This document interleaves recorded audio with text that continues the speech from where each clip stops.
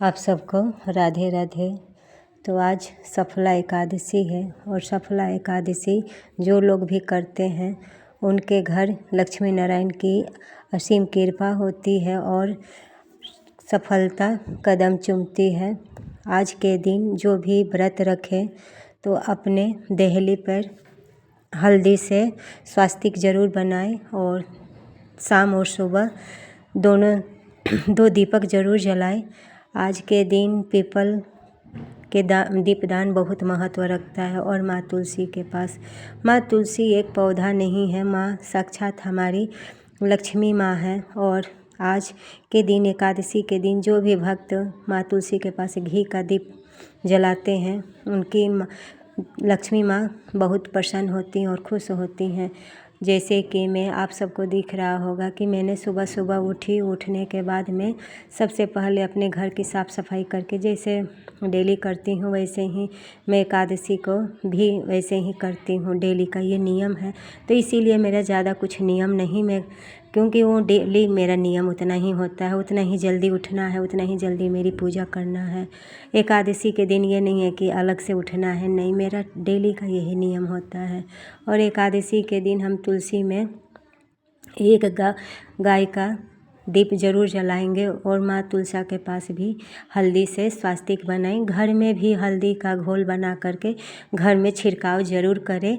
इससे माँ लक्ष्मी प्रसन्न होती है और लक्ष्मी नारायण हमारे प्रसन्न होते हैं। और आज के दिन हमें जो एकादशी व्रत का तो जो कथा होता है ज़रूर पढ़नी चाहिए।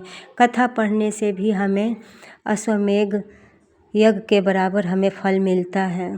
तो एकादशी का व्रत जो भी करे कथा खुद पढ़े, सुनने से अच्छा है खुद पढ़े और उसका महत्व समझे। एकादशी 10 साल की उम्र के बच्चे से लेकर के 85 साल के उम्र तक की जाती है एकादशी का व्रत।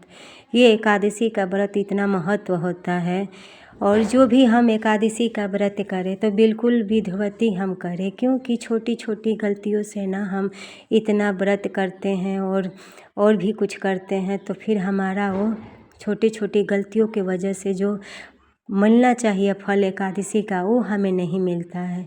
जैसे एकादशी के दिन बिल्कुल संयम होना चाहिए। एकादशी के दिन हमें तामसिक भोजन नहीं करना चाहिए, अन्न नहीं खाना चाहिए, तली भुनी वाली चीज़ें नहीं खानी चाहिए। एकादशी के दिन केवल दूध और फल पे ही रहे, क्योंकि एकादशी में ज़्यादा तली भुनी चीज़ें खाने से हमारा व्रत जो है खंडित हो जाता है। तो इसीलिए हमें इन सब चीज़ों पर ज़रूर ध्यान दें और जो पारण का समय बताया जाए वही समय पर हमें व्रत भी ज़रूर खोलना चाहिए, क्योंकि यही सब छोटी गलतियां हमें पूरा एकादशी का जो व्रत हम करते हैं पूरा फल हमें नहीं मिलता है। एकादशी का रात जागरण की बहुत महत्व होती है तो रात जागरण करें। और आज एकादशी के दिन सुपारी, लौंग और केले और जो भी फ्रूट था, नारियल, ये विशेष भोग लगाना था प्रभु को। इस महीने गुड़ और तिल से बनी हुई चीज़ें को सामग्री से भोग लगाना था। और आज के दिन अपने घर में हवन थोड़ा ज़रूर करना है, क्योंकि हवन से हमारे प्रभु को मैं बार बार बोलती हूँ कि हवन के द्वारा ही भगवान भोग लगाते हैं।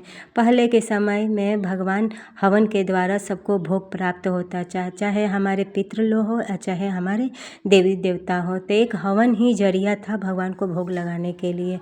तो हवन डेली आप ना करें, लेकिन कभी कभी इन पुण्य तिथियों में आप हवन अपने घर में ज़रूर किया करें। जो भी गुरु मंत्र है गुरु मंत्र से आप ज़रूर किया कीजिए और पूजा दोनों साथ में किया कीजिए, क्योंकि दोनों साथ में जब पूजा करते हैं तो उसका तुरंत हमें 10 गुना फल प्राप्त होता है जो हम अकेले करेंगे पूजा। क्योंकि पत्नी होती ही हैं धर्म कर्म काम करने के लिए, क्योंकि पति के साथ जो भी हम पूजा करते हैं वो 2 गुना हमें मिल जाता है। तो इसीलिए हमें पति के साथ मिल करके ही पूजा सेवा जो भी करना है करें। हाँ, बहुत घरों में ऐसा होता है कि नहीं कर सकते हैं, पति के पास टाइम नहीं है, चाहे कुछ भी, तो जितना ही टाइम मिले उतना ही टाइम में आप साथ में पूजा किया कीजिए। और ये मैं अपने श्री जी के लिए, ठाकुर जी के लिए प्रसाद वगैरह तो चाहिए ना। तो मैं घूमने जाती हूँ और घूमने के समय बाज़ार भी सब्ज़ी वाले भी लग ही जाते हैं करीबन, क्योंकि मैं 5:30 बजे निकल जाती हूँ घूमने के लिए। और उधर से जब लौटती हूँ तो सब्ज़ी की मार्केट लग शुरू हो जाता है, तो मैं वहीं से अपने श्री जी के लिए, लालजू के लिए, और सर्दी का मौसम है तो हो सके तो रात में गुड़ भिगो करके रख दे, कोई बर्तन में गुड़ डाल दे और सुबह उठ करके इसे पानी को पी लें। इससे हमारा जो इस महीने है गुड़ का महत्व भी है, और गुड़ से हमारे शरीर में बहुत फ़ायदा भी होता है, हेल्दी भी है और हेल्थ भी हमारा शरीर सही रहता है। अभी मैं ठंडियों में गुड़ का ही चाय भी पीती हूँ, क्योंकि सेहत भी सबसे पहले हमें देखना है। मैं तो ज़्यादा यही रहती हूँ कि सेहत मेरा ठीक रहेगा तो मैं अपनी श्री जी के सेवा में लगूंगी। तो एकादशी के दिन हम ऐसा ज़रूर करें, एकादशी जो भी करें इस महीने पूजा ज़्यादा से ज़्यादा करना है।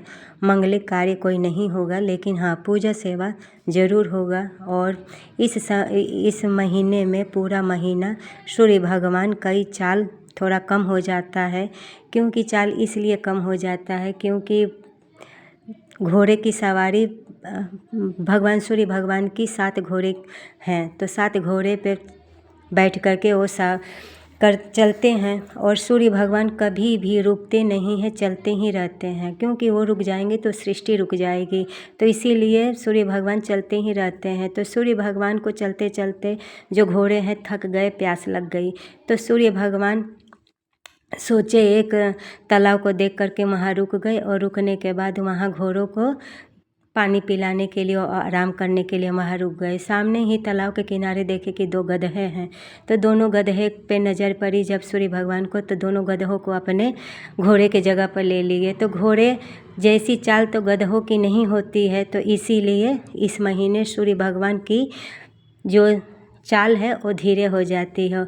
और यहाँ आप सब देख रहे हैं कि मुझे ये फूल मिला है, तो फूल मेरे बगल की जो है ना भाभी, उन्हीं की सास गई थी, साउथ की हैं, तो उनका भाव देखिए। ये बोल रही थी कि मतलब मैं 3 किलो वहाँ से ये फूल लेके आई हूँ, और ये फूल इधर वैसे भी कम मिलता है, साउथ में ये फूल ज़्यादा होता है। तो उनका भाव में मुझे सबसे अच्छा लगा, और बोल रही थी जिससे मैं मेरे मतलब प्यार जैसे भाव हो जाता है ना, तो वो मतलब सबको दी थी थोड़ा थोड़ा करके।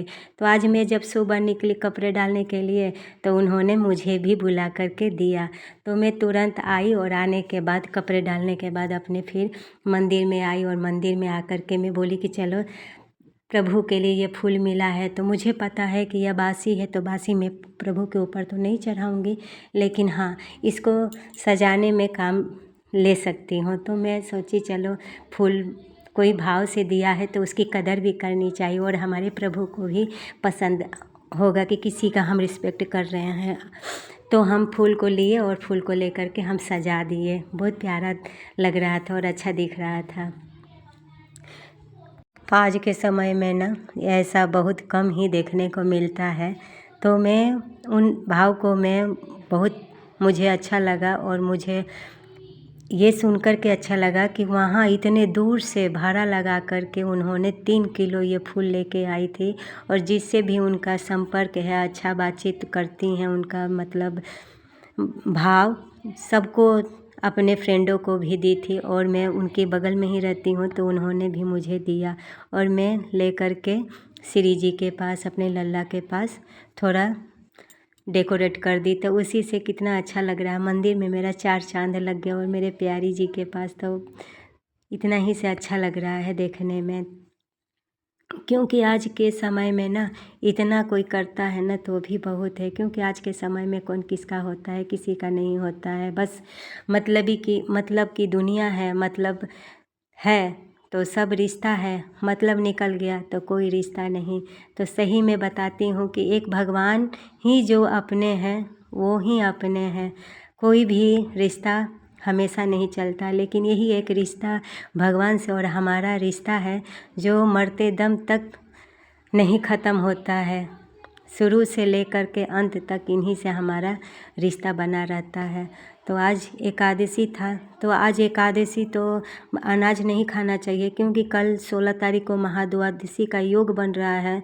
तो आज मेरा व्रत, मेरे घर में लोग हम सब व्रत में हैं, तो मैं आज शकरकंदी का हलवा बना दी, क्योंकि शकरकंदी अभी मौसम है और इसी समय शकरकंदी मिलता है, फिर तो मिलने वाला नहीं है शकरकंदी। और शकरकंदी को ऐसे खाने से तो अच्छा है, सोची मैं कि चलो एक नया रेसिपी भी हो जाएगा। तो यहाँ मैं शकरकंदी को कुकर में एक सीटी आराम से लग के तैयार हो जाता है, और मैं एक सीटी लगा दी। लगा करके जब शकरकंदी तैयार हो गया तो उसकी ऊपर की जो स्किन होती है उनके निकाल दी, और निकालने के बाद थोड़ा सा मसल दी। मसल करके कढ़ाई गरम करके उसमें थोड़ा घी डालने के बाद कढ़ाई अच्छे से हम शकरकंदी को सब डाल लेंगे। डाल करके हल्का थोड़ा उसे अच्छे से भून लेंगे।